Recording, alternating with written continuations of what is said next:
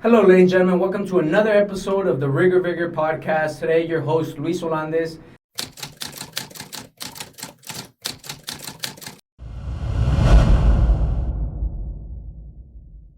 And I have three extraordinary men, fighters, and people to society that I wanted to have on because they're just extremely interesting, and I would think that you guys would want to learn and hear more about their story and just their future in the boxing world and in society in general. So here with me I have Zane Lalama, Zaid Usmani, and Mason Washington. How are you guys?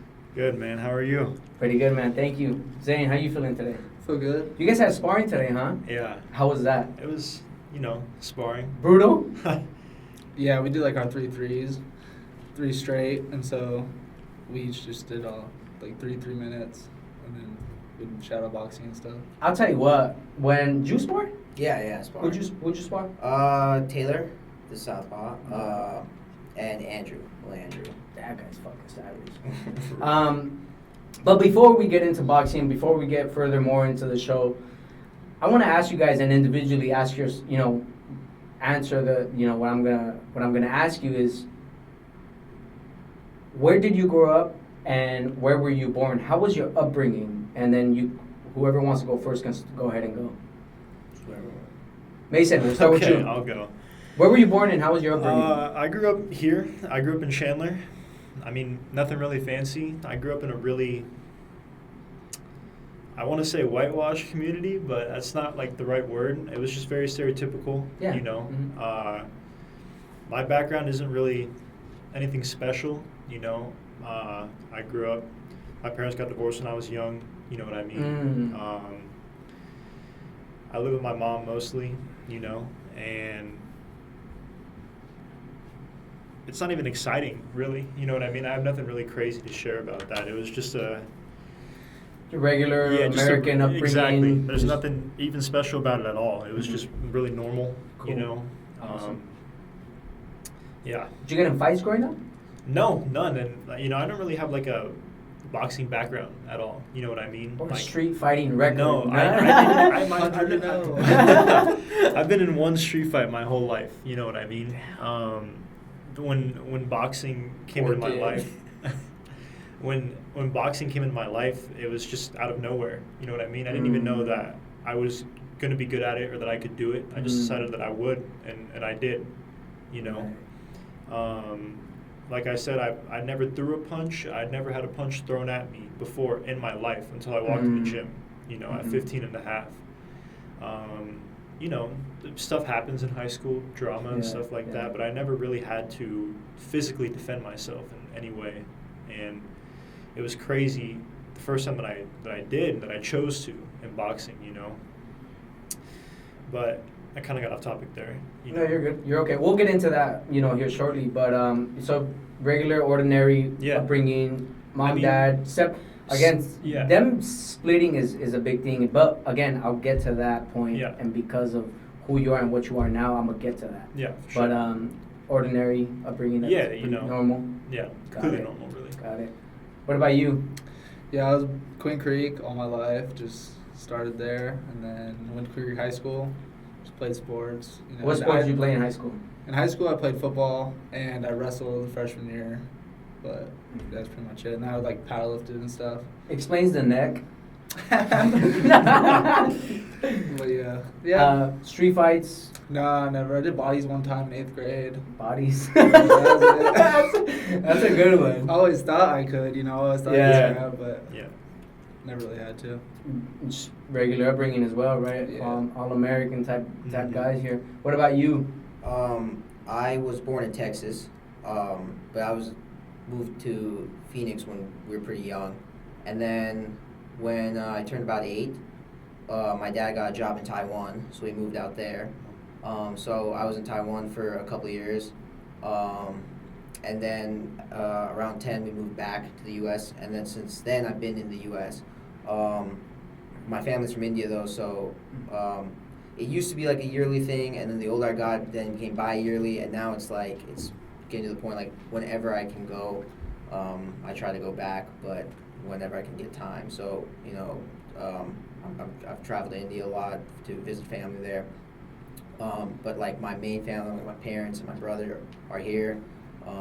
It's only 4 of you guys in total, as Yeah. far as like your family, like your Yeah, main like family? here, yeah. So it's just my brother and my mom and my dad here, and that's like a big thing that my dad's always about. Is like, you know, there's only like 4 of us here in Mhm. the United States, so we have to have each other's back here because the rest of us are in India. You know. You know what it is, bro? I think it's that, and I tell you because it's the same with me. It's that immigrant mentality, and I say immigrant mentality because it's just it's you have to have each other's back, right? Not that the guns are pointed at you here, but in a way you have to come minding your p's and q's because you're coming into a country that is, you know, that does help people, that they do give resources, they do provide the help necessary, but it's just that immigrant mentality where you feel like everything's on your back and your shoulders, so you have to be close with each other as a family. It's almost like the main thing it was, yeah, exactly. So it's like not like the guns are pointed at us. More it was like the sense that like if my mom would ever do things that I would like get irked at, or my brother would like do things that would make me mad. My dad, like, I don't think I've ever seen him like break or take a side of a family member. Like besides obviously my mom, if it's like with the kids or anything. Like he's never taken a side in the fight, and his whole point is because you have to stick together. Like there's no like, it's never like brother did this, like you gotta make him do this. It's like, no, that's not how it works. Like there's no justice between family members. It's your family, so That's good. That's kind of how, you know, that's kind of how my dad was. He was always very neutral. Now, all right, for all you guys, what got you guys? Who introduced you, and what gravitated your mind into the science of boxing? It's a sport, and I say that because it's a sport that a small percentage of people do it at your level, and it's something very hard to do. Constant work every day. And right now I'm sure it got easier, but the beginnings, the process, it's hard, and not many people can deal with how hard it is. So who introduced you to boxing, or what'd you see that made you be like, damn, I want to try that? What was that? Go ahead, Mason. I played baseball a lot. I tried like a lot of different sports: football, baseball, basketball, and like none of them really made me feel anything. You know what I mean? Like, yeah, I was competitive. Like, I wanted to win, but I would hate when I would have a good game and we would lose because you know my team didn't play good, or I would have a bad game and we would win because I didn't help my team out. You know what I mean? And I've always been thinking about playing a sport, or I always had been with one person, like, you know, not tennis, but something like that. You know what I mean? Just one-on-one. Like running, I thought about that. You know. And I was like, because it's all on me. If I lose, that's me. If I win, that's me. You know what I mean? And I don't mind being a teammate, but I would prefer to be one. You know what I mean? Absolutely. And I'm thankful for those experiences in team sports. It taught me how to be a teammate. You know, it taught me how to, you know, be social and make a brotherhood with people, like my brothers here. One day, my friends and I put the gloves on in a park, and it was like coke. It was like crack. Like, the first time I got punched in the face, it didn't hurt. I was like, okay, I want more. And not that I want more, I want to give you some too. Yeah. You know? Yeah. I had never felt that feeling before, and I'm thankful that I get to feel that every day now. That's you know? fire, like, boy. I can't even explain it, bro. Like, I can never explain it to people. Yeah. I can't. They don't understand. They don't fathom what it feels like to wrap your hand. It's unexplainable. and like the feeling even before the bell rang, or not even before my friend said go and we started to fight, like it just felt so Normal.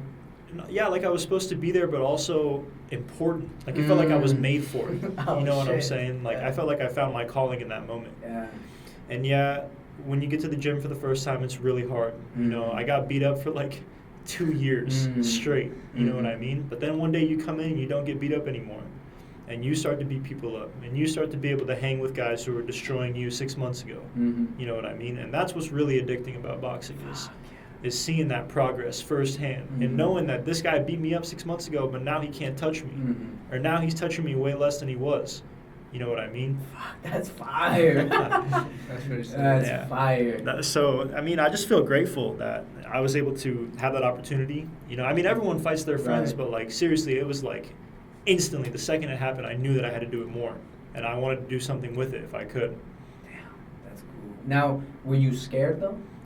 Yeah, and like Was that fear there? yeah, for sure. And like just recently I've been having this talk with myself and with other people. Like I always thought that feeling fear made you weak, but I realize now that you can't be brave unless you're afraid. You know what I mean?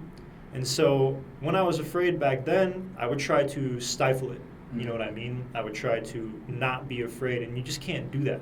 I think that fear is like hunger. It's part of the human existence, or part of the human experience, I meant to say. You know? And so if you learn to use your fear as fuel and not try to shy away from it, then your fear can't control you. You know? If you can control yourself and your fear, then you can do anything. You know what I mean? Fire. Damn. So that's how you got introduced to Yeah. fighting, boxing, the art. Like I've seen a couple fights before on TV. Like I watched the Floyd Pacquiao fight. Everyone did, right? It was a big fight, but I never was really into it. And then all of a sudden, I did it myself, and I was like, okay, I need more of that. Yup. And I was like, need that. Facts. Now, Zane, how about you? How'd you get introduced to the science of boxing? Yeah, just like when my time was up, like in football, when I had some injuries, it was over.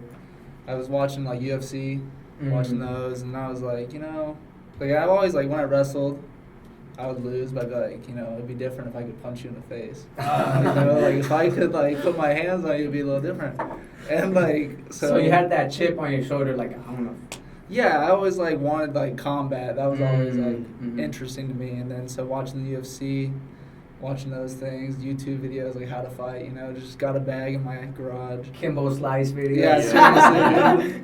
And then then I started looking up like gyms, like just where to go just to train, And I'd have buddies come over to the garage and we'd like mess around and spar a little bit, and I was like, oh, this is super fun, like you were saying. And then I was looking around, and over in Queen Creek there was more like UFC or MMA gyms. I was like, yeah, I'm not trying to get kicked. I'm not trying to get my leg grabbed or anything like that. So then I saw IronGloves, and I just went there one day with my dad and started training there. And then I was like, oh, I want to fight. Like, I don't want to just train. I want to fight. And that's just kind of The way you got into it. Yeah. Now, were you scared? I get scared every practice. Every That's like real diving shit, there, though. dude, Yeah, that's like real the shit, though. butterflies. Finding out we got to spar, like at practice, I'm like, here It's we just go. that war with your brain, just like you gotta sink in. Butterflies. You have to sink in. Yeah. Your legs start to go a little bit, even before practice, and you're like, okay. And then you get in there and you're like, you know what? Let's just go. Feels Let's normal just see then what's after. up. Yeah. Yeah, and then it just goes away, and then every day it just restarts. That's awesome. That's cool. And again, I want to get to hit a topic about that too later on in the pod. But so that's how you got introduced. You're figuring it out as well. Yeah, just watching it, and then I just right. kind of was like, let's do it. That makes sense. And then do you feel like you get the same feeling, like like you got punched and you're like, was it a high for you? Yeah, like I got punched, and it's more like, oh, like getting punched isn't like, oh, this is good, like amazing, but it's like, I want to be the best. I want to be better than whoever I'm in there with. So it's more like just like, I don't want like you to be better than me. So I gotta just keep going until I'm better than like everyone, Yeah, that makes sense. Now, what about you? So in high school, I've told both of them this. I tell them this all the time. But like, I was never an athlete. Like, I played like a season of tackle football in 8th grade. I went out for the team my end of my freshman year of high school. And some giant jock tore my ACL. Like, while we were doing like some drill, some kickoff drill. We were like, I was trying to cover me, and he like tackled me, and I tore my ACL.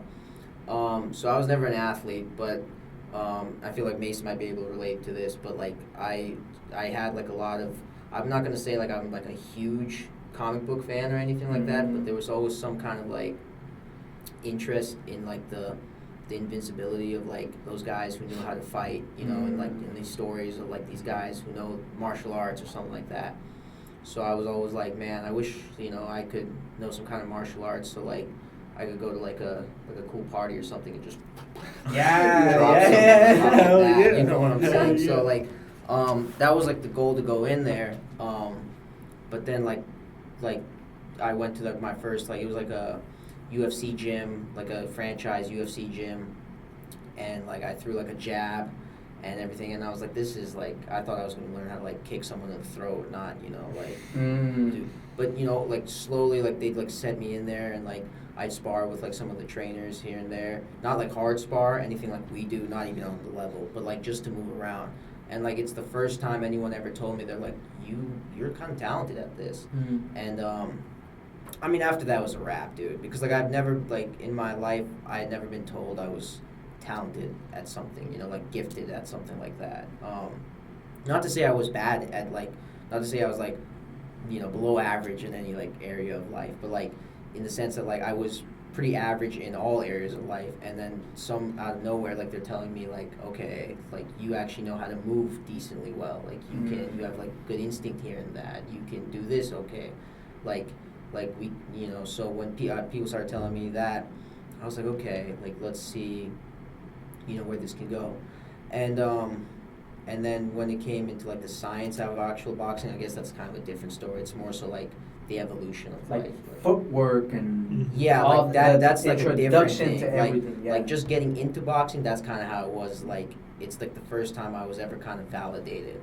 But then, you know, like it's a place where you felt comfortable, Yeah, where exactly. you knew that if you went toe to toe with somebody that yeah. that shit's Well, game like I over, just man. never was told like in like when they started calling me, like telling me I had like athletic attributes and stuff like that. I was like, no one's ever spoken to me like this. No one's ever spoken to me like in the sense like like not saying like my parents have always, you know, believed in me, but like no one's ever spoken to me outside of them in the sense that like I have potential in an area that like I'd never heard that before. So I was like, okay. You know what's crazy, bro? That, and I like to say this to people a lot and explain this to them, that I come from a hood.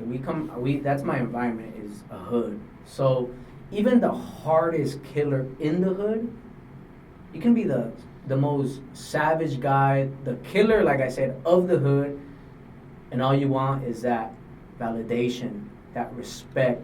A lot of people tend to shift to, I'm gonna go smoke this fool and that's how I'm gonna get my respect. And I'm cool with doing years in prison to get my respect. Now, if someone were to introduce that killer of the hood to something like boxing, to where that validation that you are all, that I'm sure you all seek, is that respect as men, bro, that's like like you said, it's like coke, it's like meth, like it's a drug. Yep. You get what I mean? When you walk in a gym and you know, when you walk in a boxing gym and you know what to do and what you're in there for, that's a beautiful fucking feeling, dog. Like, Yeah. you get what I mean? You're not in there like, fuck, should I rack my hands back here? You know what I mean? Yeah. Like, it's not that no more. It's more so like, I'm the man in this motherfucker, you know? Respectfully, humbly, right? But again, I think that's an important topic, you know, that people need to understand, that, you know, there's ways in which you can get respected and validated, and it doesn't need to be, you know, by you know, smoking somebody or doing something stupid. It's just go in the boxing gym, it's toe to toe with somebody, and you'll see what you're about real soon. Agreed. You know, but is that all you wanted to add on? Yeah, I mean, like I said, that validation was the main. Like you said, that was probably the thing that hooked me, because I didn't get that validation sense of like, again, it's not in a dramatic way. It's just I didn't get the same kind of validation in like sense of socially or like academically. Like it was always like I felt like I was struggling, and then in there it felt like okay. I wouldn't even say natural, just more so like there was validation there, like there was room to get validation. So, and then that's where like the ego started growing. Like that's where. Which you need planted. ego to be a boxer. Yeah, well, that's where it was kind of planted or revealed, whichever one you want to say. Like maybe we're born with it. So, I mean. I think you're probably born with it. Yeah, like because maybe if we're not, just you wouldn't. wired. Yeah, Yeah, maybe you. so. If not, you would not be boxing right now. But that's what I'm saying. Like then it came out like there was no competitive drive. Like back then, even like if you had told me I would be here right now on a podcast talking as a boxer representing, I would have laughed. Like I would have been like, "There's no Me too. I would way. have never thought Me about too. that. There's no way." Isn't that crazy? Yeah. I would have never thought of doing this. Yeah. It's just what I'm You saying. know what I mean? Like I don't. Nowhere in my mind I thought I would ever be competitive. And then, like as I said, like the further and further I got, like the more and more it like became okay. No more about like drop kicking someone in the face. Let's learn this footwork. Let's learn this technique. The actual. Yeah, let's root get into the science. of And it everything. became, I mean, not became. It's become like obsessive. Yeah, we can tell. We can tell. We can tell. Now, how were your parents receptive to your decision on boxing? Like my mom's background is she did karate, and karate's whatever. Who fuck karate? I mean, it's cool, but come on, dog. Like, I'm not gonna sit there and go sign up to a karate class. No, and you can't use so karate. many, No, so like- many karate people. It's insane, bro. Like, Yeah. I've seen a guy at the gym take his boots off, his shoes, and just barefoot and start kicking the bag. I've seen this one. I've seen the same. You've dude. seen him? I've seen the same dude. 100%. I'm like- At our gym? Yeah, bro. It happens all the time. I'm like, At the bag he hits, the one he usually hits Oh, at backward. yeah. The skinny one. Yeah. I'm like, nah, don't do that. But my mom came from a karate background. My mom knew violence. My dad was a tough guy, and he understood fighting. He knew fighting, and my mom did too. So they were okay. I would show up, I'd get in a fight. I would show up, and because I was the type of dude who I would put the gloves on with anyone from the hood, and I would just be out there with pair of gloves in the parking lot by the projects, and again 2 pairs of gloves, hoping, and I was just shadow boxing, not knowing exactly what I was doing, but I just wanted somebody to come test their ability, come see what they can do. Yeah. So, and my mom never cared. My mom was cool with that. I would come on, show up, busted eye, whatever, and she was okay with that. It never scared her. She knew that I needed that at that moment. After my dad passed away, that's when I started to be a little more violent, start being more reckless. So I was searching for somebody to poke the bear. Now, my mom was receptive. How were your parents? How did they take boxing and be like, oh, he's diving into this deep? Like, it can be scary as a parent. So how was your parents? Both of my parents struggled growing up. And I'm not going to lie, like, I didn't really, like, I did have problems, but I wasn't worried about, my next meal or new clothes, you know what I mean? I didn't struggle the way they did. And I don't think that they thought that I was cut out for it. Both my mom and my dad thought that I showed up to, like, a class. And, like, the guy was like 1, 2, and there was like 7 moms. Like your title gym? Yeah, You're exactly. those nice, pretty ones? For quite a while, they thought that, even when I started sparring, you know what I mean? And when I was bad, my dad came to watch me once. And he was, like, just so obviously unimpressed, you know what I mean? It was, like, maybe, like, 8 months, 9 months into my journey. And he's like, yeah, like, it's a good hobby. It keeps you in shape, and I wanted to make a career out of it since the first day I stepped in the gym. And, like, my mom always said she believed in me, but that's what moms do. You know what I mean? Even if they're scared, they tend to just or say even that if they shit. don't, like, they'll tell you that they believe in you. Yeah. I'm not saying that my mom didn't believe in me, but I don't think that she thought that I would get this deep into it, And like I said, like, I do not have the background that most people have when they get in this sport. Yeah. You know what I mean? Mhm. And I just feel like, I mean, I didn't really even expect it. I didn't think that I would be able to go this far, Like Zaid said, I wasn't good at anything but athletics in my life. I was never good at math. I didn't have the best grades. I wasn't the smartest or anything like that. But when it came to athletic stuff, I was able to hang with the best guys. I'm not a freak athlete, but I'm not no athlete either. You know what I mean? You're there. You can compete. I can hang Yeah. with no training, and when I hone that knife, when I sharpen that knife, then I become from a decently sharp knife to one of the sharpest in the shed. The one fucking Very ramble you quick. used. Yeah. Yeah. So my parents, they were supportive. They're never not supportive at all. But they were not like, oh, you're going to be a world champion. They didn't think that I was even ever going to have a fight until I did, and They're then like, damn. then I had 7 more. You know what I mean? I'm going to have 200 more, hopefully. That's the plan, Yeah. And they were cool. They were nice about it. They just didn't think that I was as serious about it as I am. Right. Yeah. Now you're deeper in, and now you're doing it Right. at a whole different level. Right. At a level that like a scary level. yeah. Yeah. And that's cool, My parents, even now, like, they're not extremely happy. Like, they're not happy that I get punched in the face by grown men or whatever. I'm a grown man myself, in my opinion,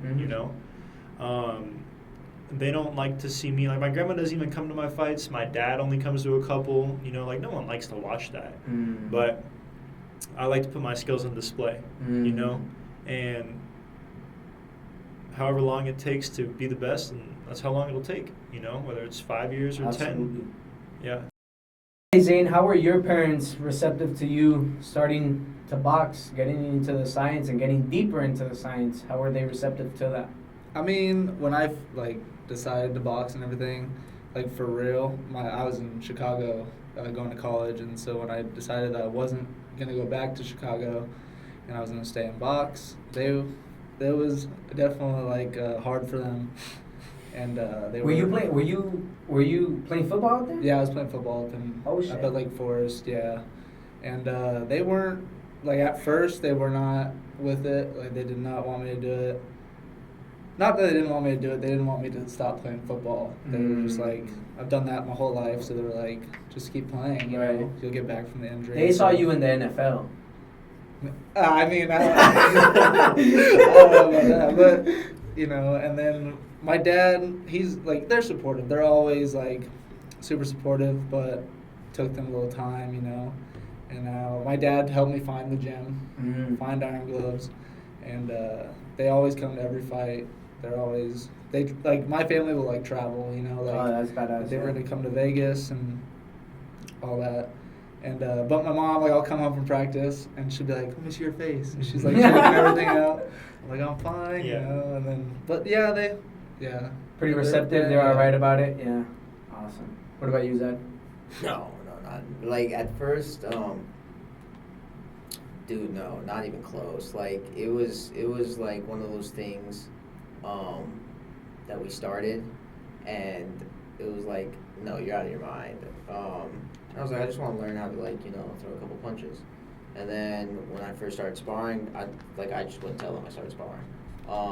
When I had my first amateur fight, I didn't tell them I had my first amateur fight. I just snuck out. I told them I was going to go do some school project or something. Oh damn. So I snuck out and but over time they found my license, my USA boxing license in my glove compartment of my car because they were cleaning it, and I only found out recently, my dad found out, and he's major against it in the sense that or he was major against it, but he was listen, if this is what you want to do, you're a grown man and you make your decisions, and it is what it is, and do your thing. And it's the one time I'm usually on the same page with my parents, but it's the one time I was it's stuff I gotta do, it's hard because culturally it's a weird thing, Now I was gonna ask you, what's your religion? We're Muslim. So yeah, but even then is it based more on because of religious beliefs? it's more off them being from India. So, you know what I'm saying? From socially there, it's a weird concept, okay, Right. Why is this kid putting so much time into the gym, into his body, it's good, but why is there so much time going into it? My mom, surprisingly enough, was getting more receptive because my grades started going up. I started doing better in school. I was always a hard worker, but there was something about getting into boxing that just made managing my time and disciplining myself better. And my grades started shooting up. So my mom was if you like it and you're doing good at and your grades are going up, like I said, very Indian mentality. If your grades are going up, you're doing good in school, you do whatever you need to do. Just make it. My dad's I'm never gonna watch you fight. Because you guys are big on school, school, getting your education. Getting your education, because it's just what's drilled into you from birth at that there. Go to school, get an education, do something marketable. You don't you're ridiculed. You're very it's very you're you're at the what is it you're vulnerable for a lot of scrutiny if you don't do that. It's a lot less follow your dream passion there, and it's not go for, but I said because if you make it your success story, great, but you will face a lot more scrutiny, and I don't blame that mentality, but it is how it is. And my dad he said he will never watch me fight, and it's one of those things. It's not because he doesn't want it, he just can't see me get hit kind of thing. So he's How do you take that? I'm just well, I guess How do all of you take that as far as some of your family doesn't come and watch you, some of yours maybe not doesn't. I've never had my family come to a fight. My family's never been there. So that's what I'm asking. How do you like when you get on in that ring and you're looking out, and you're like, it really is just you, Exactly. right? Like Yep. I mean, boxing is purely that, but it's even more so when you have no support. Like I've seen, you guys just did Golden Gloves, and everyone's 30 people, 20, 15 people, families. I'm like, that's crazy. Like, how, Mm-hmm. and you still get beat up? Yeah. Damn. I would never. What? I could never. Yeah. So I that's what I'm saying. Like, what do you feel when you're up there and you see not many people, no one but your team supporting So you? like my family will support me in the sense that like they will always like have my back. They'll make sure like I'm not like on the street ever. If I ever really needed help, if like something went bad and I lost my job or something and I needed help covering like fees for the gym and stuff, they would help. Like my dad would help. In terms of not having them there, I guess it's just turned into like a Motivation? I don't even know if it's motivation, dude. I think it's just like wired. Like you're in there and you're almost like, well, like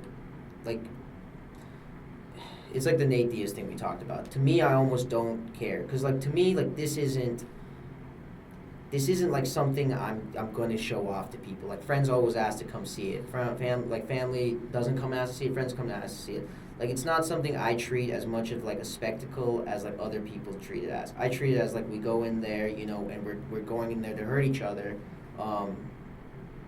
using the sweet science. So like, it's like not something like when people ask to come see it, like it's not as pleasant as people think it. It's not like Creed, it's not glamorous. We're not sitting No, there, people are tripping when they think that you go watch Creed and Yeah, exactly. you train for a week and you're you come out of prison and you're a champion. Like that training camp that they showed in Creed 3 was like what we did today, like we did On a normal day. Yeah, on a normal Saturday morning. So like to me, like it's not something I do like in the sense of like I do it, don't get me wrong, like I'm vain. I do it for like recognition, but it's not something I do on like a level where like the people I care about, like I need to like show them the movies. For me, it's like it's more so yourself. Yeah, it's I personal. need to go in there and do this. I have to take care of this because I'm Mhm. on like it's my thing, it's my mission. Like I have to go in there and take care of it. Yeah. So No, people don't understand, bro. It's not. It's a scary thing, and it's not for everyone. Like I said, you have to. I feel like I've said this many a times, but your book almost is already written. Because again, you guys come from regular homes, and to see you guys fight now, but when you guys spar, like you might as well make it into a pay-per-view. For real though, because when you have the gym, you hear no bags being hit no more. It's quiet. All you hear is breathing and you guys hitting each other, and everyone's looking. That's a pay-per-view. Right? Because if not, people would just be, when there's beginners that they put them to do drills, like, you're not there like, you're more so like, whatever. Let them get their, Fuck these yeah, guys. let them get, not even that, but let them just do their work. Yeah. But the whole gym stops when you guys come through that door and get your stuff on, your gear on, and to work. that's what I'm saying. Like it gets violent. So when my dad was like, I don't know if I can ever come and see you fight. I was like, that's fair, and I don't know if I want you to come and see me fight. Like let's have that agreement between us. Like because like there will be that separation. Like you support me through it, and I care about you, and like I'm doing this like hopefully, and it will all work out. But I respect that about your pops though, bro, and your family in general. The fact that they're not cool with it, and they understand what's gonna go on. yeah. But we're here. Yeah, but And we're that's- here. that's a- like I that's know they have beautiful. my back. Yeah, that's I know good, they bro. have my back. Hell They'll yeah. text me. They'll make sure like everything's okay. It's not like they're leaving me. But yeah, like I'll go out there alone and I'll feel fine because at the end of the day, like I am alone, like in there, like so. It's so crazy how literally it's just you and your skills, what you've learned, what you've been receptive to, and how coachable you really are. Like I hear Coach Joe. Coach Joe is the fight team's main coach. That's the owner of the gym. Mm-hmm. We train out of IronGloves boxing gym here in Tempe, Arizona. And personally, I think you guys are top dogs in Arizona.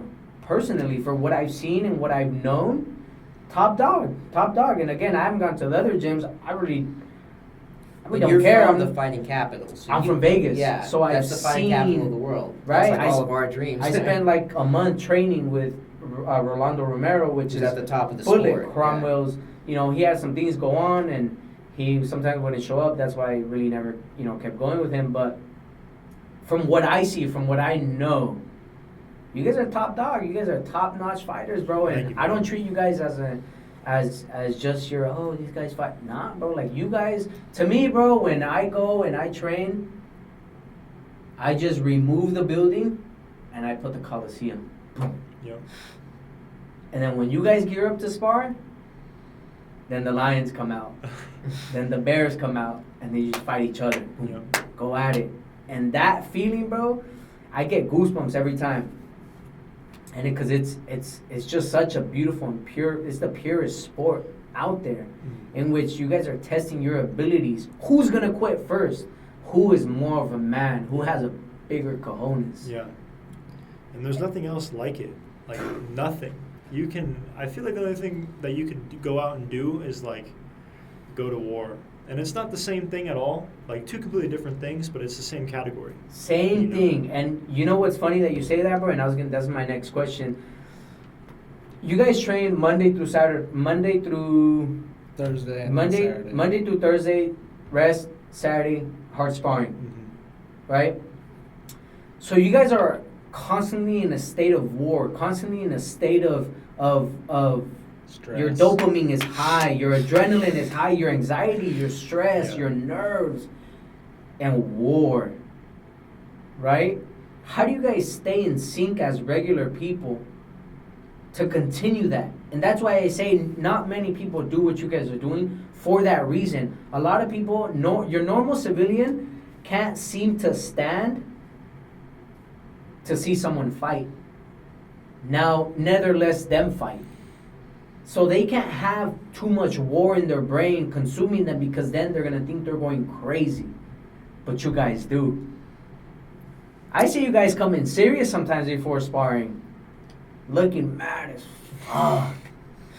But it's part of the game. It's part of you guys sinking into the battlefield, the proving ground, the main fucking spectacle, which is get in there and spar and fight. Because if you ain't sparring, you really ain't really. You're not gonna get better. No. You get what I'm saying? Yeah. And funny story, the first time I ever got to IronGloves boxing gym, I trained for like about a month, 2 months, 3 months. It's like me being out of boxing for like 3-4 years. I thought I was cool and shit. I would go hit the bag. And one day Coach Joe approached me, and he was like, "Hey, you want to come sparring?" Class. He says, "You got that mouth guard?" I'll tell you what. You know. I'll tell you Got the what. cup? Yeah, I'll tell you what, bro. I had my balls in my hand. But it was the worst decision I ever made. I got my ass beat. Thank God I didn't spar Zane. Yeah. He would have took my fucking head off. Yeah. But it was a beautiful thing. I was now introduced. It opened your eyes. It opened my eyes. And it also was like, oh, you need a coach. You just going in there hitting a bag ain't going to do its fucking justice. Right? So for me, I was like, oh, now I really have to sink myself in and do this pretty much every day if I want to get better. Stay for 3 hours, 2 hours with the coach, and then do what I learned with the coach when I wasn't with him. And now when I train, now I'm in sync with that war mentality, right? Yeah. That I want to be a savage.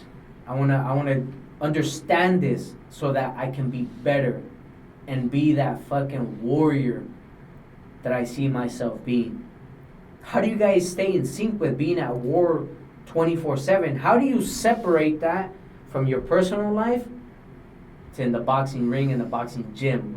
How difficult is that to be a regular person to society, knowing that you're such a killer?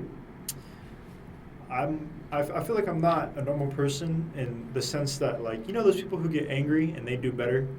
Like my brother, he played baseball. He would get angry and he would hit the ball farther and throw the ball harder. I get angry, everything goes out the window, I suck. I get angry, I forget everything. The angrier I get, the worse I do. You know what I mean? And so I found that, like, when I feel and I feel some emotion, but like when I feel nothing going on but what's happening in front of me, that's when I'm at my best. When there's nothing going on in here and I'm just calm. You know what I mean? And so back to the war thing, like you said, being in war and a war mentality, it makes people go crazy, but to me it focuses me. It helps me find, it's like a light in the darkness. You know what I mean? That's what I'm looking for. I realize now that's what I had been looking for. In baseball, you don't feel like this. In football, you don't. I mean, maybe in football you do. It's a little physical. You know? Yeah, but it's no. Even then, though, Yeah. Doc, it's different. So it does equivalent to war, bro. Like, it's so dark. Yeah. It's dark. It's a dark process. And But like, you got like 10 other dudes out there with you. When you're in the ring, it's just you. That shit's scary, bro. You can mess up on a play, and someone else can make a tackle. And you're good. Like the straight, worst part is you like know? when Coach Joe walks down the stairs after we sit, like we're in there, like it's really like because that's your last guy that's with you, and then he's gone. Yeah. Like, you watch He's there him. That's and crazy, he's not. right? Yeah, because like and like he's got your back, but like he can't be in there. He with can't get you. in there now. And so you turn around and there's the ref who doesn't care. You know. No. Like you know. Judges don't give a Yeah, fuck. judges, and then there's the guy. The dude there is like, all right, it's me or you. You know. Yeah. And it's gonna like, be me every yeah, time. Yeah. Yeah. It's just Yeah, crazy. and then both of you, like you said, both of you, it's like, nah, I'm coming out of here alive. But in Yeah. reality, we know you ain't, though. In reality, dog, we know you're going down.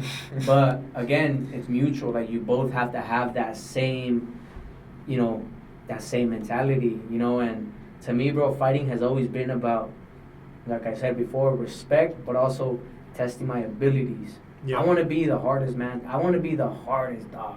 Like, I want to be someone that you're going to be hard to kill. You better get a Smith & Wesson or something. And if you do it, it's gonna take a lot of work. It's you know? going to cost you. Yep. And you're going to go out, I'm going to go out with the fight.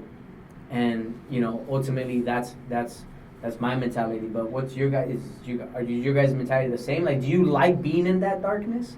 Yeah, like for me, like when I get in there, it's kind of like a switch. It turns on, and then when I'm out the ring, it's kind of like you gotta kind of make it a lifestyle to where you're doing your everyday life is like on a track to make you better in the ring. When it comes to like your training, when you're not at the gym, you're eating right, you're eating healthy, you're just keeping on your runs, like keeping all that, but not necessarily like.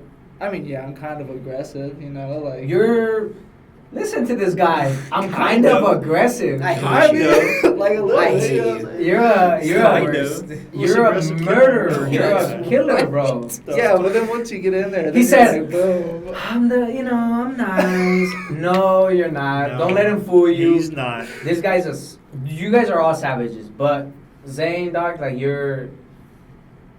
Appreciate that. dog, you're a psycho. In a very respectful way, like, Yep. and you guys are all fucking savages, but dude, you're a killer, bro. I appreciate You're a that. killer. But is that all you were gonna say? Yeah, like you just kind of gotta make it a lifestyle, Mhm. But see, that's what I'm saying though. Like, even when you're not outside, even when being outside of the boxing gym, and I don't compete. I'm not competing right now. I'm not doing shit. I'm just training. But even me, and I'm not competing, it's hard for me to disconnect that. And it's hard for me to erase boxing and erase the people I might spar, erase how I'm going to do, erase how I'm going to get embarrassed. It's hard to erase that. Yeah, for sure. While I'm out shopping at, eating at Denny's or... Eating out with your mom or your Yeah, girlfriend. like you know it's what I mean? still, war is still in my head. And it's constant. And that's why it's interesting to me how you guys are super fucking cool outside. And it's like, but there's still that war mentality, that hunger, that I'm gonna take you out type mentality, which is fucking amazing. I love that shit. What It's, have I used that? It's like normal outside life is almost like Too easy for you now? just too noisy sometimes. Oh, fuck. I feel that. And so sometimes like it's just very noisy, and like sometimes like don't get me wrong, like it's not like I'm sprinting practice every day with a smile on my face, but like it's only like quiet when you're there, like when you're really trying to get your miles in. There's no one around you, or you're sparring and you're finishing, or you're jump roping, or you're training, or you're working your technique. That's like the only time it gets like you like the mind finally quiets down, and like it rests and lets the body do its thing, and the only thing the mind does from there is it pushes the body to get its work done. But then like normal life is so like noisy sometimes. It like it's like incessant. There's so much to like think about and worry about, and like it's always like on you. There's so many different things chirping in your ear, and so sometimes like you just want to like quiet down for a little bit. You just want to be like. It's annoying, huh? Peace. Yeah. Now, are you guys? I'm boring as shit. No. I feel bad for my girl, because truly, bro, I don't do nothing. Yeah, me either. I podcast. I at home watching YouTube, listening to music, listening to podcasts, or at the boxing gym or at work. You'll never catch me at a party. Yep. You'll never catch me at a bar. Like, it really, seriously, even with my closest friend, I decline. Maybe I'll go to a movie. But for me, I've got used to that quietness you're talking about. I like it better. Yeah. Because I like to remove myself from situations in which I'm going to hurt you. And I'm gonna get in trouble. And I don't want that. Yeah. You know what you're capable of, so why even put yourself in that position or that predicament? Do you guys feel that way It's like too, or when you spar, when you finally get in there spar, everything just like finally just like shuts up. It just finally goes quiet. it's beautiful. You know. It's like you go. It really is beautiful. Oh my god. Yeah. It's like when you're out in the woods and you have a beautiful view and the birds are chirping. You know, everything is right. I went out to a bar for the first time. How was it? Last weekend for my birthday. Nothing bad happened, and I did not like that shit. You know what Weird, I mean? huh? Like, I was not like, oh, this sucks, like the whole time. Like, I was trying to enjoy myself, but You feel out of it's place. just not fun. Like, I would Mhm. never go out and I would never be like, dude, let's go out to the bar tonight. You know what I mean? I'd rather get my miles in. I'd rather be in the gym. I'd rather grind. Do anything other than that, you know? And like you said, like, my friends sometimes are like, dude, like, can we do something? And I'm like, go. Like, I don't have to They be don't with you. understand. No, it's No not. one understands. No Go one. ahead. And it's better if they don't understand. Agreed. It's better, bro. It's better because then you don't have that. Everyone watches a boxing fight or an MMA fight, and you think you're a fucking analyst. Yeah. Oh, You for watch sure. Dave Benavidez tonight, and you're gonna get someone that works at CBS be like, What's he doing? "Hey Look at dog, this bum. hey dog, who you got? I got this guy because of this, and that." I'm like, What do you know? what the fuck do you know? I like the fact that you're watching and you're putting your attention to something positive, but also I don't need your stories, what you have to say, because in reality, it's What do you pointless. know? What Yeah. do you know? What do you really know about this Yeah. sport? And when people do that to me, I get really frustrated, bro. Yeah, for sure. For example, there was this guy that went into. It was early in the morning, and I had gone to train to IronGloves, and it was only me and Danny, literally only me and Danny at the gym, and some cat came in, some dude, and I was hitting the bag, and I'm kind of hearing, and he starts telling Danny, which is Danny, the manager of IronGloves, he starts telling him how I just want to train just today. Can I just pay you $10? I come from Mayweather's gym, this and that. And I'm like, you lying, motherfucker. Yeah. You lying. Because if you were really from Mayweather's gym, and you really, all you wanted to do is get some work in just for one day, you'd pay the fee. And you wouldn't say that. And you wouldn't say nothing. Yep. Agreed. You wouldn't say nothing. You wouldn't sit here and talk about where you at, who you are, and who you know. You go in there, you do the work, and then you let someone else dictate what they perceive of you. Rather than trying to prove that you're something that you're really not, because when Danny told me hey, what do you think about this guy? I'm like, this guy's he's weird. And the more you try to prove it, the less I believe you. Yes, and this Yeah. is what I'm talking about. People who think that it's okay by just watching one boxing fight. You go back and you watch Mike Tyson, and now you're walking around with like a kufi on and Yeah. a mink suit on, a mink coat on, thinking you're Mike Tyson. You're not. No. You got to indulge yourself in the science. You got to go through that fucking fire of training sessions, of ruling, of sparring sessions that you don't want to do, but you Do it anyway. You do it anyway. You train your body and your mind. Once you get to that point, and that's why I have you guys on the pod, is because you understand. Yeah. We understand each other. Yeah. Triggers, right? Certain things that other regular civilians don't. Yep. And that to me is dope, bro. Just being in that club of, yo, this is what you do. That's pretty sick. And again, like I said, not many people do that. And with that, I want to ask you guys, why boxing? Why not go and find something else? Tennis, you go one-on-one with somebody. Yeah. Ping pong. Fencing. Right? That would be cool. I would try that. Okay. You know? Why boxing? Man. The purity? What is it? I think, like, my first day in the gym, I thought I had it figured out. I was like, I punch this guy hard, I win. And it is nowhere near that simple, you know? And fighting is, it's kind of simple, but it's definitely not easy, you know? The simplicity of it is, hit him more than he hits you. But that's so much easier said than done, you know? So easy. And So my first sparring session was against Rodrigo. Do him every day. You remember Rodrigo? Yeah, I remember Yeah, Rodrigo. he was this That's a kid tough who was in dude. the fight That's team. Really? He was tough, like extremely tough.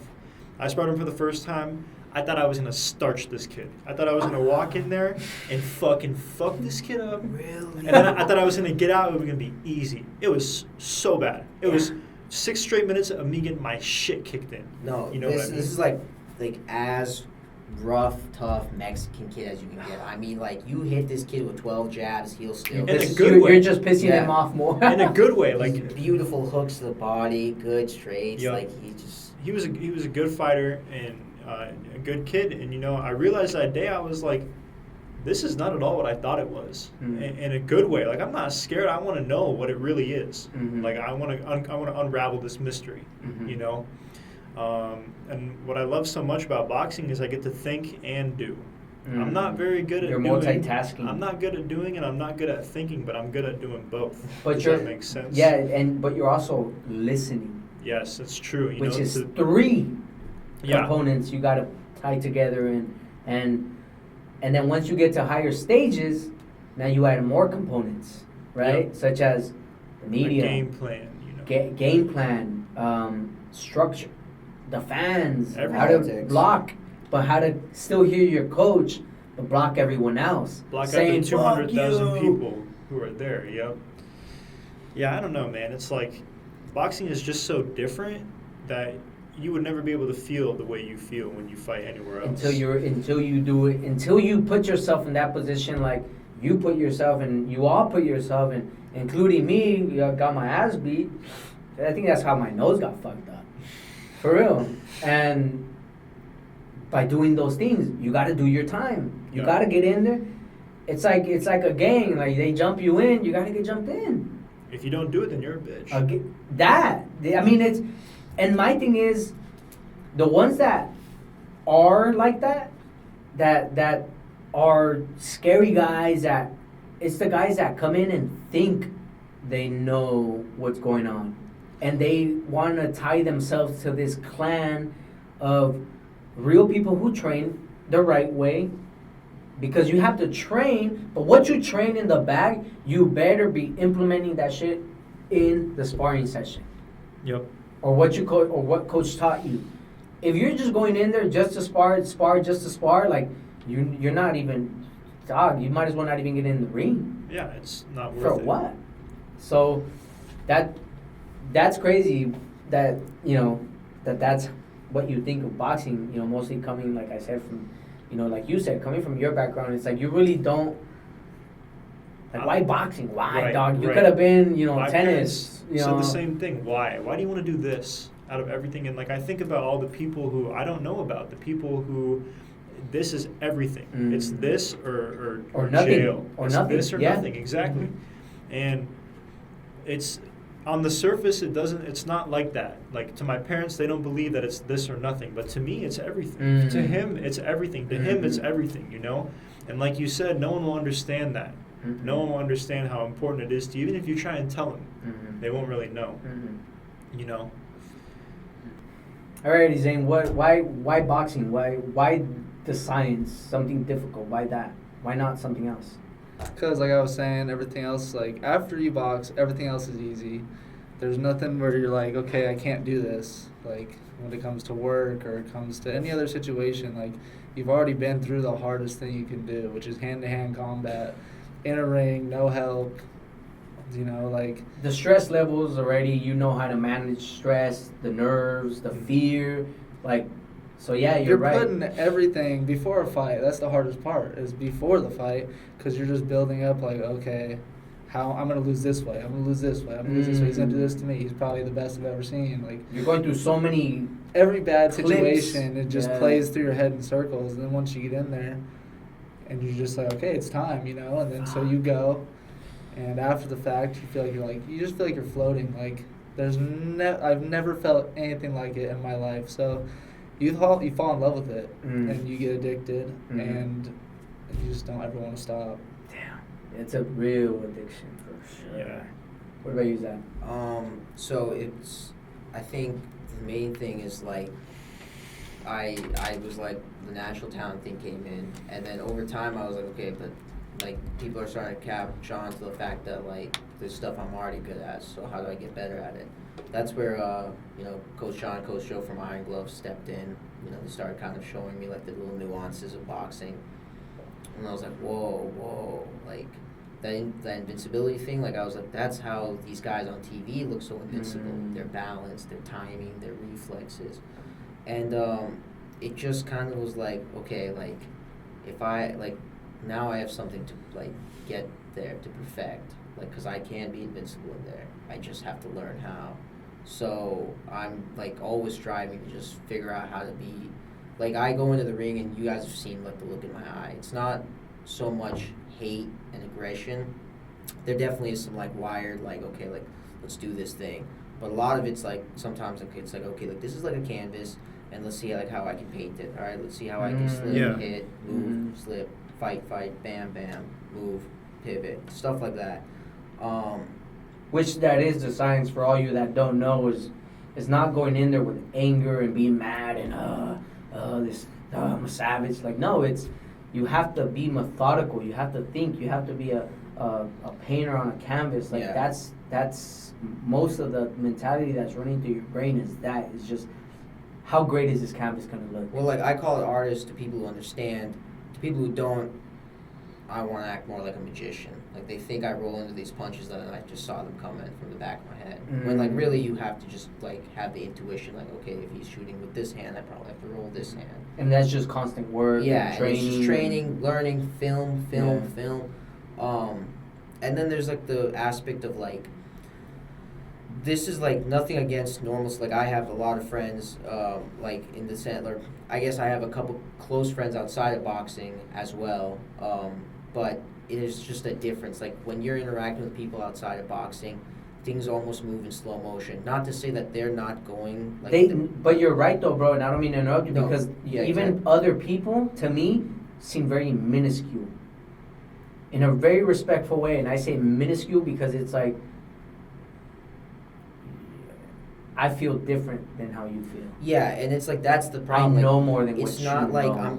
Not in an egotistical way, but yeah, exactly. That's what I'm trying to get across. Like I don't know how to say it without sounding like I'm stepping on anyone's toes. It's not like they're slower. It's just that like they'll say things and like their mouth's moving and like I'm seeing like things and I'm thinking of like my balance or like or okay. Or I like, should shoot the jab.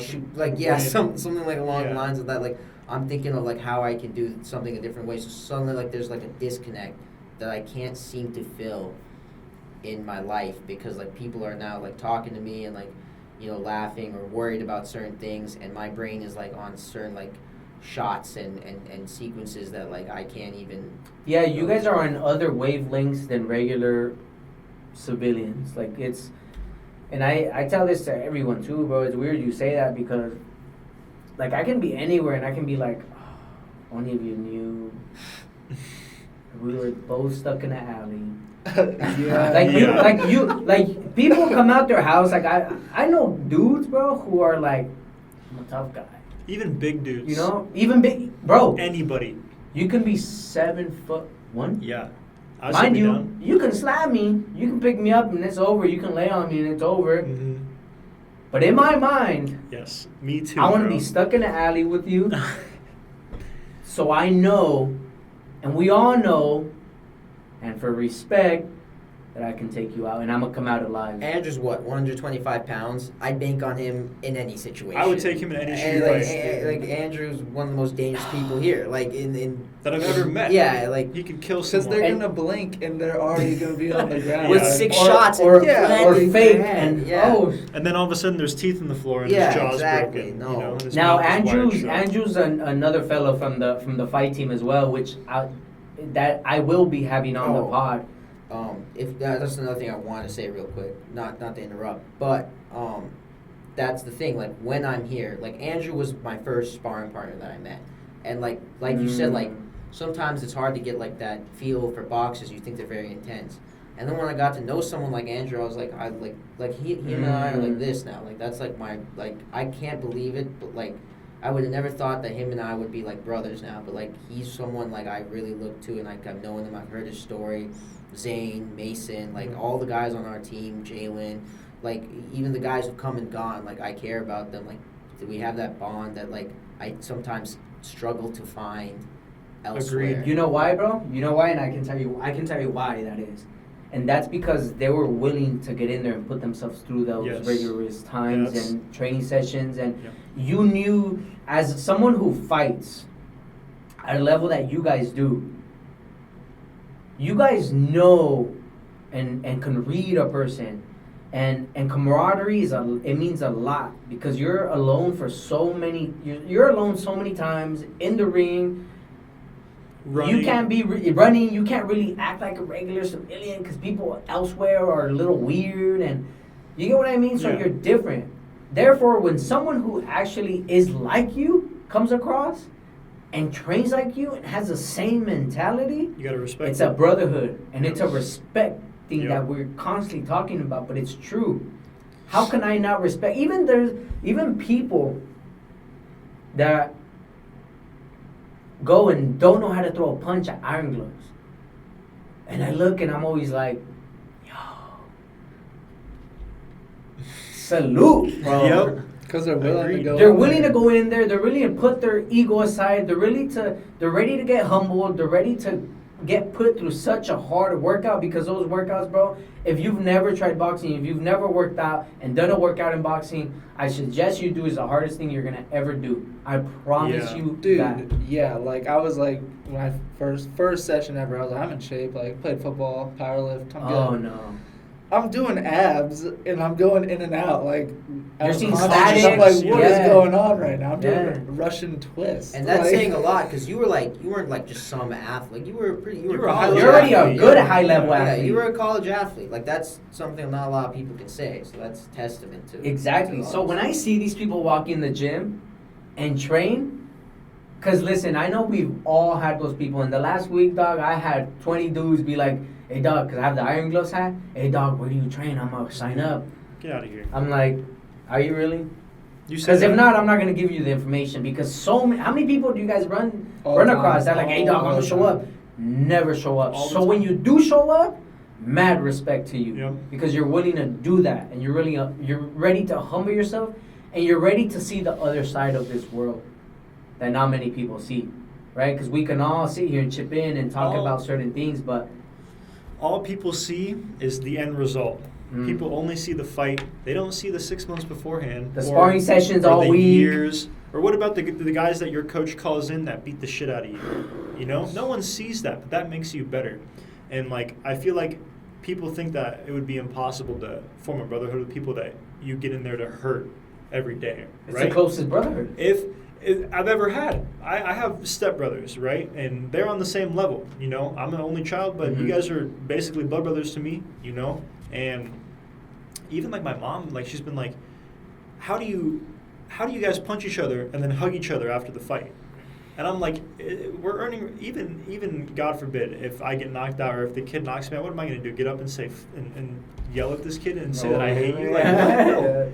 You trained hard, I trained hard, and you know, if I'm better, then good for me. If you're better, then I'll get better than you one day. You know what I mean? It's about respect. This whole thing is respect. And it's all respect. bro. At its core, it's respect. Even when guys hate each other and it's real bad blood, at the end of the fight, what do? They dap each It's other up. over, yeah. You know, Over. it's over. We Like fought. Caleb They Plant settled it. tonight and David Benavidez, They hate each if other. someone doesn't go to bed, I'm sure they're gonna hug There it should out be a and be hug like, it hey, out. respect. Yep. That's all it is, bro. Yep. Now, what, Joe, as your guys' head coach, what, and as the owner and of Iron Gloves Boxing, what part has Joe played in your guys' boxing career? The biggest one. I owe everything to him. Everything. If he were not my coach, our coach, I don't think I'd be anywhere. I would be where I was 4 years ago. You know what I mean? Coach Joe, I've never had a chance to tell him this, but he is just so important. Everything, his knowledge, and not even that, like, even without boxing, he's like a father figure to me, you know. He's a role model. I don't know about you guys, but I look up to him. You know, he's everything that you would want, that I feel like that we need as young men, you know, especially in this sport where It's ruthless. There's so many scumbags. people don't care Ruthless. about you. Ruthless. Yes. And If he, you're really- looking he does care. He cares. He really does care about us, yeah. If you're As a looking person, too. if you're looking for a sport that doesn't care, it's boxing. This is it right here. This is it. This is the cream of the crop, and this is where you'll see who are the Who your real friends scums, are. Yeah. or who's really about loyalty, respect, and just who's here to help you out, and that's it, and see you succeed. And there's not many people out there, so that's cool. You say that about Coach Joe, and when you get the chance, bro, I suggest you do tell him. Yeah, I suggest you explain to him that thank you for being that person to me, because we never know, bro. We never know what can happen, what may happen, and you never get the opportunity to actually, and do it while you're in the process. Do it while you're in the midst of it all, so that he knows where he stands, and he knows that, oh shit, crank it up, give you more. And give you more is more knowledge, more security, because we all need that person. Like Coach John, to me, that's what he feels like. Like what you're saying, like the only person you see, the last person you see when you get in that ring is that coach, and he's outside the first one ring. I see when I get out is him. You know what I mean? So when you do get the opportunity, I say you take the opportunity and you acknowledge him for Yeah, for I think that. I will. I think I will for sure. What about you, Zane? Yeah, he shows you the way, like He's what a leader. Mason said, Yeah. he really is, and like he's like Master Splinter and with the Ninja Turtles. Yeah. Really. So true. That's So a good true. one. I like that. So, and like you were saying in the fight, like there's no one else with you, but when you go back to the corner between the rounds, he's the only one that's in there talking to you, telling you what you need to do, how you can win the fight, how you can get better, in the moment, and there's no one else really can do that, I wouldn't trust anyone else. Yeah, I wouldn't want anyone else to He do can it. tell me to take my glove off and do a backflip off the top rope, and if he tells me to do it, then I'll do it because it's him. You know what I mean? That's Just like that- he that's says, that jump, you loyalty. just say how high, you know what I mean? Right. You just Exactly. gotta do Not it. why or when. Okay, I'll do it. Because you he's know? not like he's not a yes man either. He's not just gonna be like, oh, you're so good, you can go do this, you can go do this. Like he's gonna tell you how it is. No, like, he's a man's you have man, to do bro. this. Yeah, To do this, Mhm. He's So- a man's man. And again, he understands loyalty, respect, and I'm glad you guys were able to give him that trust, because it's hard for people to trust and hey, I can guide you. But no, really, no, you can't. He really wants to do this. He's willing to give you guys that extra. He's giving you game in a sport that not many people are as experienced as he is. Yep. So Or have the knowledge. and you know what, bro? So many people have came out. Again, my bad, I got off topic, but I want to hear what you think about Coach Joe and what he has done in your boxing journey. I mean, it's the same thing that like these two said. Like, he basically recruited me when I came in, like very subtly and in very there's something about I'd been to a bunch of MMA. So that year I was getting into boxing, but I really wanted to do MMA. So I was going around a lot of MMA gyms and just moving around. And I thought I had a lot of it figured out because but I never really had I had coaches, but not really any coaches. Does that make sense? They were good people, but no one to really coach me. So I get to this gym, IronGloves, and he sees I have a fight, just one fight that I had a couple months before, and he asked if I want to come spar. I go to spar. His guy ends up being Andrew, and he starts like telling me things. Like he's like you are not gonna like win a fight off this. You cannot do this like this. And it's instantaneously within the ring, like in that session, I start improving. And so I sit down and take off my shoes. He asks if I want to run sprints with the team. I say okay, like sure. I run sprints. I was like, what the hell is this? Like this is not. I was like, that was way rougher than I thought it was gonna be. Then I come and sit down. He hands me like the piece of paper, and he's like, I think you'd be a good fit for this team. And after that, like, it was kind of like a wrap for me. I was like, this guy knows something like I don't. Like, he showed me that I don't even know the surface of boxing. And like the Gene Lewis, like where we fought, which is like a multi-day tournament. And like when we were fighting, and like I ended up fighting a couple days back to back. Every day. Yeah, Dude fought every day, which is crazy. Yeah, open. Damn. So in that saying, so like Coach Joe, I spent a lot of FaceTime with him in the ring because I saw, and like the way he comes to life, like I say I'm an artist in there, but that's like half, like I'm not giving him credit because the way he's animated, he was in the corner with me too, but like the way he's animated and telling me what to do, like that second night I was in the fight, and he's telling me like, listen, you're doing good, but you need to move here and turn off the rope, stick a jab, or do something, or come up with a counter, do something. I'm sitting there, I'm watching him, okay, Roger, and we go out there. So he's almost like outlining it for me, and I go in there and I paint it, and like so. I feel like the ring is the canvas, we're the paintbrush, and he's holding us. Yeah. You know what I mean? And yeah, like the paintbrush is a mind of its own. You know what I mean? Like we're doing stuff, but it's really him. You know what I mean? And in the background, we're getting it done. But it's him that taught us how to get it done. It's just amazing to see his passion. Like yeah. It really comes through when you're fighting. And like the more fights I've gotten, the more fights we've all gotten, like it used to be just like you just need to go and 1-2 and like don't get tired or like you're losing this fight, don't lose this fight, like you gotta pull it out. But like as like we've gotten more and more experience, it's like it's gotten to a point where you more really of a see professional dialogue. Exactly. More of a. It's not like just throw. Yeah. It's like listen to me. Like if you're gonna get to the back, you're doing good. But if you want to win, you need to show them that you're gonna turn and shoot. It's dialogue in the ring that you hear from a coach that your first person that is first sparring session won't understand. Yeah. Not at It's all. like it's gonna be like sign language to them. Yeah. And to you guys, I tell you because it's the dialogue such as. Hook, jab, just those minuscule words, those little things that he says, but you know exactly what to do. You know exactly what to throw, because you're hearing it, but you've already replayed it so many times with this person that has so much knowledge that now you're like, oh, come on, dude, give me more. What else do I need to do? Exactly. And that's such a good way. Another person can't comprehend that. Jab. Yeah. Or no jab. No hook, jab. Yep. And again, that's important. And I think I love Coach Joe, man. Coach Joe is a cool dude, man, and he's always gave me respect. His gym, I love the gym. Yep, me too. The gym is a gym, dog. Like I love it. And a lot of people talk about how he has rules, and it's like, what, you want to just do what you want? They're there for a reason. You pay the too. rent? The rules are there for a reason. Yeah, they happen because of things that have happened in the past. They're put there because of stuff. There was some guy who shat on the restroom baseboard once. You remember that? You don't remember that? Yeah, it was not me. Reneen. It was Mason. And Renee, she just cleaned that up. Like, they're people. Shout out to Renee too, who's she's just as important. Oh she's my just God. as important as coaches. Yeah, shout out to Renee, man. She's been a beautiful person. She's Coach Joe's wife. Yep.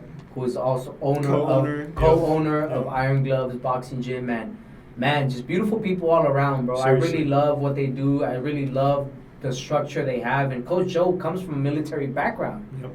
And you can tell. You can tell the structure, Hell yeah, you can you can feel it. What you talking about? which is good though, bro. Like again, you need to have discipline and everything that comes with being good at something that not many people can be good at because they're either drink too much. They either out partying too much. They don't have the time. It's like The discipline. it's all comes down to discipline, and that's what Coach Joe instills in all you guys. And I think it's very important that he does that, because now you've grown to be these savages that now he's probably like, damn. But that's what's so cool is because he's had me since I didn't even know what I was really doing. Yeah. So that process. So like now he's like telling me stuff, and like you're seeing like how I've grown into this kid that like he's slowly molded. Now he's able to tell me things, and I'm able to do them and execute them that I wouldn't have been able to do at these first. So like before, it used to be like just like he used to get in there and be like, listen, like you just need to win the fight, attrition, you gotta throw more, stuff like that. And like over time, because like he's spent time developing us, like it's turned into like we're like communicating in there. It's a team. It's like, the sweet science. it's the It sweet was never science. like that Exactly. before when you Like first start. he really is like in there. Like it's like a scientist telling It's like a scientists. Yeah, it's like Yeah. a chemist giving you a chemistry problem, and now you have to solve it, right? But back then you didn't know how to solve it. Again, because I didn't have the equation. You didn't have the equation. You didn't have anything. Yeah. Now that you have your tools, you can solve that equation, and that's the dialect that I'm talking about. It's so different when you have someone like Coach Joe. Now, who has been someone, as far not coaches, but main supporters in your life that you say, you know what, because of this person, I probably wouldn't be the person who I am. Who would those people be? I would say my teammates, these guys right here. I mean, of course, my parents and stuff like that. My mom and my dad supported me. If they didn't, then I wouldn't be here.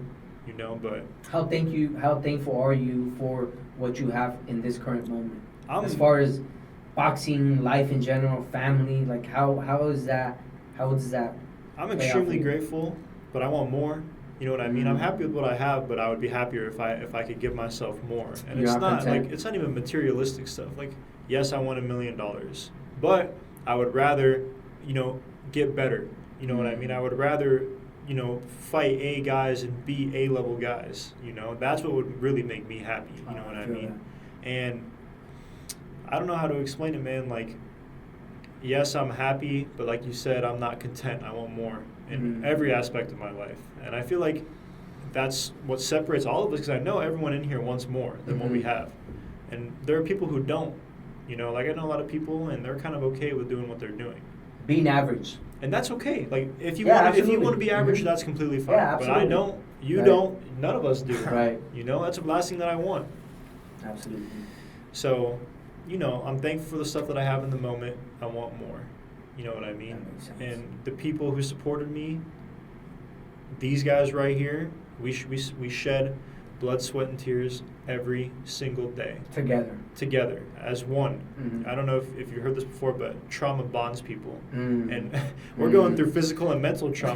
It's not- Every day. all the single- time, dude. Like All the once time. a month, fight to Dude. fight. This morning. This morning. Yeah. Now we're talking about, who you're thankful for, and who are the people that have, supported you throughout your journey. Who are those people for you? Definitely my parents. They definitely once they understood that this is what I really wanted to do, they just definitely supported me. But really, I would like my dad.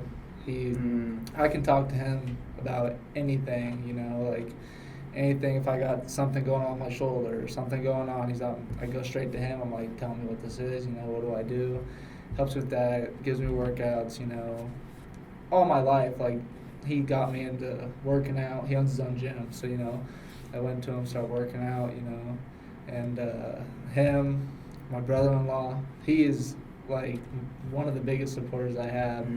He's always telling me like, okay, dude, this is what you do. You gotta do this. You gotta go to this, and then we're gonna get here. He already has a plan. My plan. He has a vision. Yeah. I've already made it. In his eyes, and so it's up to me just to do the work and get there. And him, and then all my friends.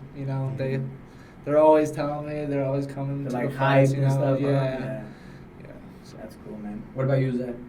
Same thing. Parents. My dad's my hero. My mom's taking care of me. She makes sure she understands me. My teammates. Honestly, you guys too. You guys are a big part of it. You guys like you, Nick, Keith. You guys make a big difference. Yeah. You know, you guys are people we can talk to. That are Taylor. You guys are the Slava. people. People who understand. Slava, People You who know, understand. you guys are people we can talk to maybe outside the team about outside like the immediate team about stuff that's going on. And, you know, you can help level head us sometimes, and just being there for support. Like I said, I'm not out there. I'm not asking for support because I feel like it is like my thing. But like you guys do show up for us, and that means the world to me. So. Yeah, hell yeah. And Yeah. you know, one of my things is the reason why I support you guys so much and why you guys are on this podcast right now is because I understand what it feels like, bro, to be in such a dark place and having to just, okay, you got to do it again. You got to do it again and do it and do it. And it becomes so repetitive that you almost you feel like you're going crazy. You feel like you just, what am I doing? Am I going the right direction or am I not? Like, is this for me or is it not for me? And ultimately, I think it comes down to, you know, people who are open to talk to you, people who are open to give you advice, maybe when you may need some advice.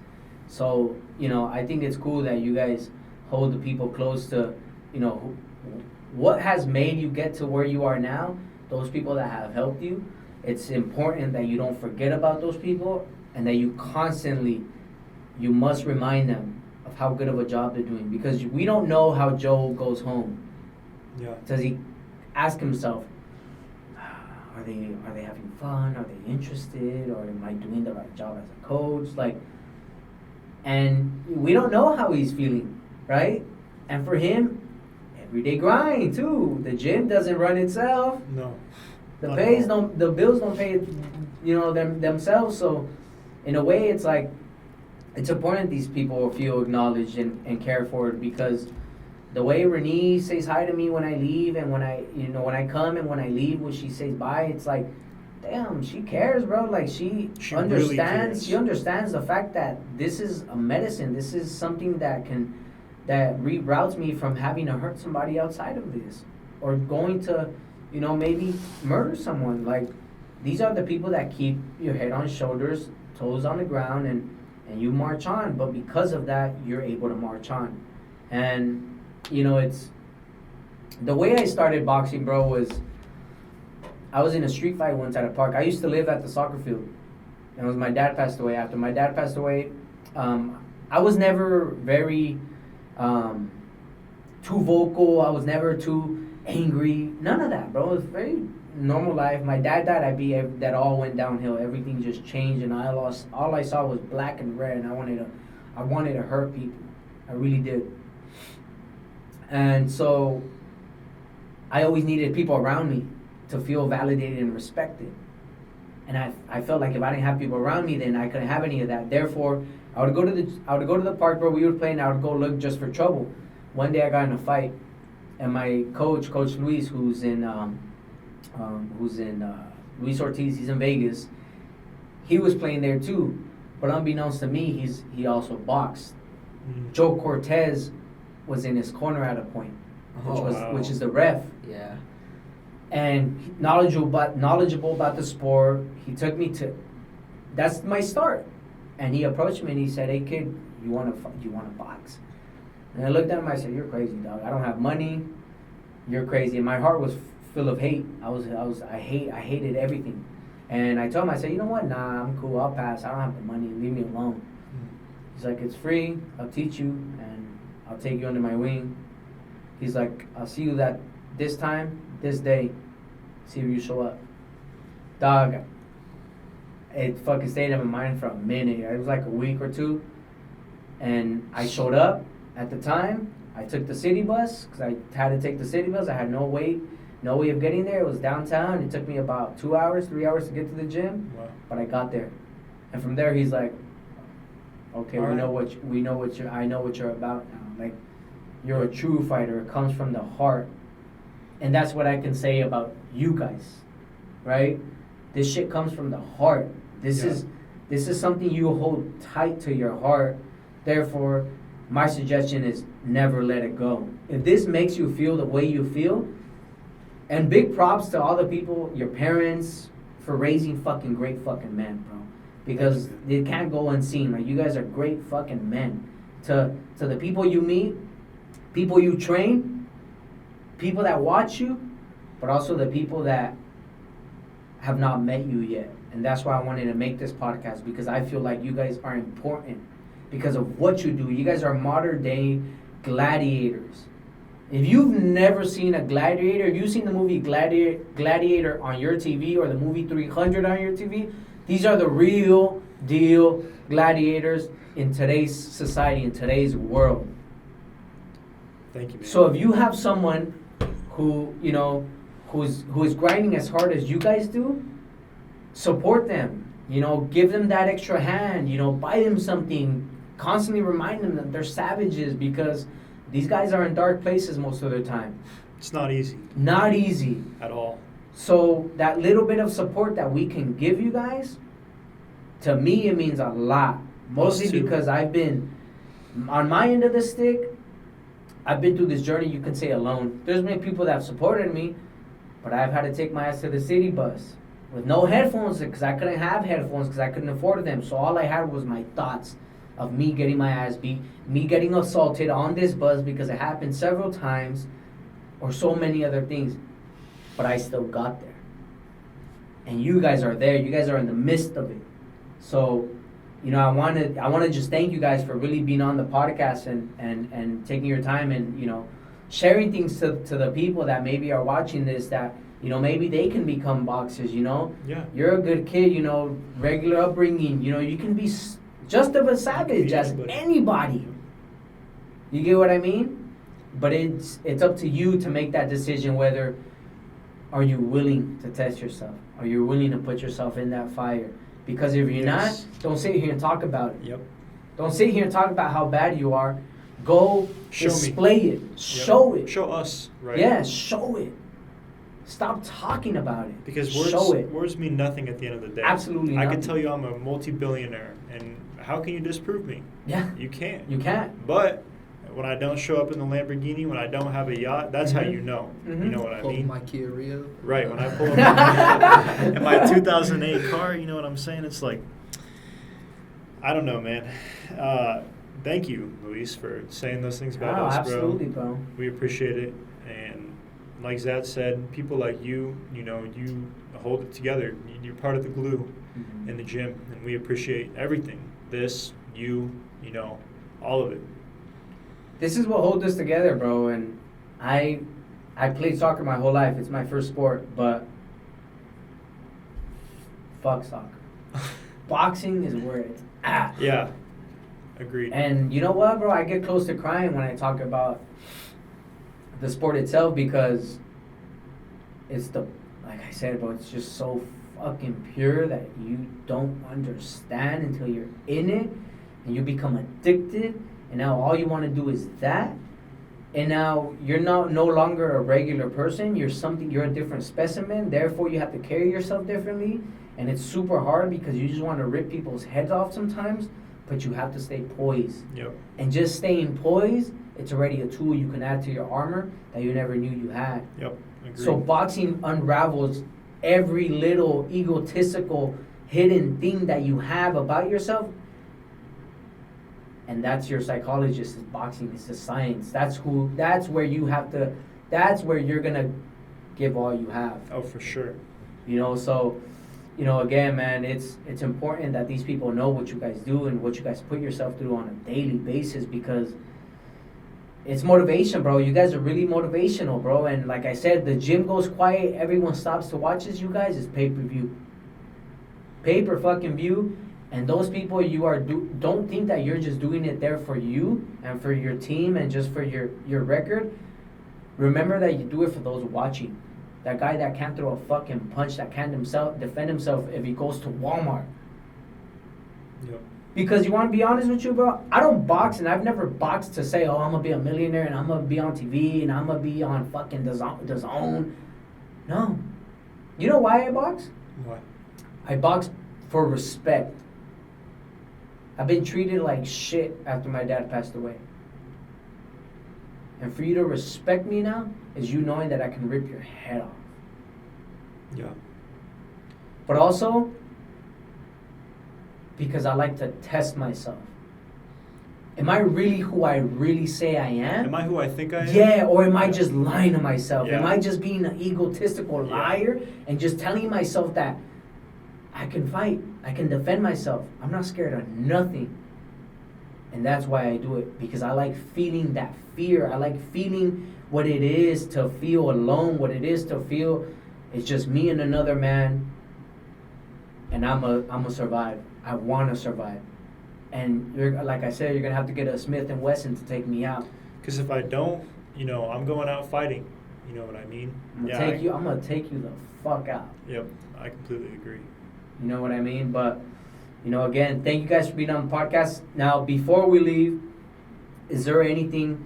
I want each and every one of you to look at the camera and give advice to someone who maybe got bullied, maybe someone who's wanting to join boxing, because a lot of people have told me that they're very scared to come to the boxing gym because of it's a masculine area where people fight and it's all violence. What do you say to these people, bro? What advice do you have for those people that judge the boxing gym and boxing and fighters as it is and characterize them in a certain way? What do you say to those people? Mason, go first, please.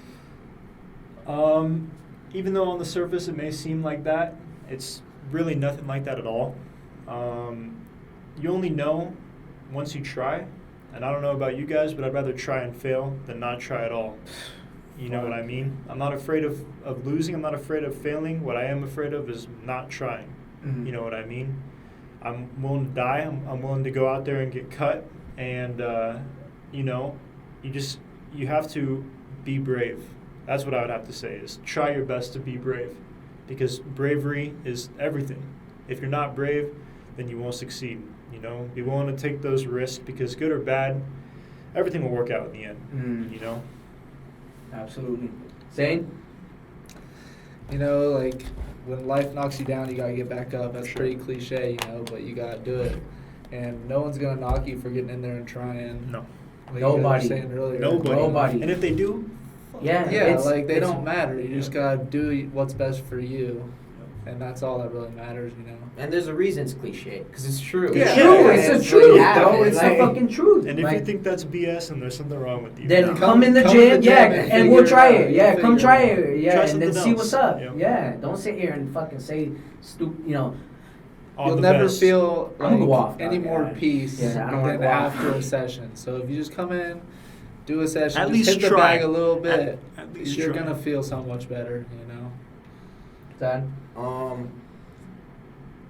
I never felt like I fit in, and boxing gave me peace. Yeah. And you will never be alone in a boxing gym if you want to learn, because everyone will be there. If you really want to try to learn, there will be someone there to help you, and there will be someone there to have your back and teach you.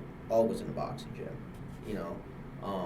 even in the roughest gyms, there's always someone. Mhm. There's always someone. Because they've all been there. Yeah. Mm-hmm. Even in gyms that want to hurt you, there's always going to be one person there that can help. You'll never be alone in a boxing gym. Because they have felt your fear. And Right. if there isn't that person, then be that person. Exactly. Yep. Exactly. Be that person to help someone out. And ultimately, my advice I can give to people is the only way that you get better in life in general as a whole is if you must have confidence, and you must have the ability to you must feel that fear that you constantly fear. Like if you're fearful of, as a girl, to go to the Walmart because of what's going on nowadays in the world, you got to go to Walmart. You have to go feel that fear so that you don't want to no longer feel it, so you have to put yourself in that situation. I'm not saying go put yourself in the hood and go talk smack in the hood and then get caught up. Yeah, that's right. I'm just saying just normal things, right, in life to make you better. The boxing gym will make you into a different animal inside and out the ring. Struggle makes character. It makes all the character, bro. If everything is easy, then there's no reason for doing it. For what? Why do it? Nothing worth having is easy to get. You know what I mean? And we're going to end with that. Another episode of the Vigor Podcast. Your host, Luis Olandez, and these awesome individuals, these awesome fighters. I really enjoy watching you guys, your growth, how you are as people. I'm thankful for your guys' ability to bring me in as one of your guys' brothers. I will always have you guys' back. I'll come Sweet. after anybody who does anything to you guys. I got you guys' For back, sure. bro. I understand where you guys come from. I understand the place you guys are in now and your journey. And all I can do with that is salute you guys for what you're doing. And you, like I said, you guys are modern day gladiators. So, without further ado, thank you. Please like, subscribe, and we'll keep you updated on whatever these guys are doing. We'll have them back on the pod once more and many more other times. So stay tuned. These guys will be the real deal. Holyfield, they're already big.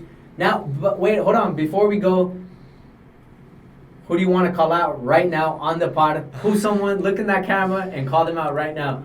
Mamba, I'm coming for you, boy. Yo, rip his head off, goddammit. boy. What about you, Zach? Who do you want to call out? I have a beef with a lot of guys, so let's start with Devin Haney. All right. Then we're gonna go down to Javante Davis, and then we'll top it all off with my favorite is Lomachenko. So that would be my dream team. You for real about that? Oh, Lomachenko's my favorite, dude, and I would 100% fight all three of them. Fuck yeah. I would love to fight all Still three got of them. some cojones. I He can said, dude, Mike Tyson. In his prime. Mike Tyson. Hey, if you want to throw him in there, I'll take Mike Tyson. Zane. How about the two dudes fighting tonight? Caleb Plant, David Benavidez. That's his weight class. That's right your there. weight class. I'll take the winner. Let's shit. go. Zane said, boy. Alrighty, guys. Well, thank you for being on the pod. Thank you for having us, man. For real. Thank you, guys. Be safe. Appreciate Take you. care. Never give up. Stay smooth. Join a boxing gym. Peace.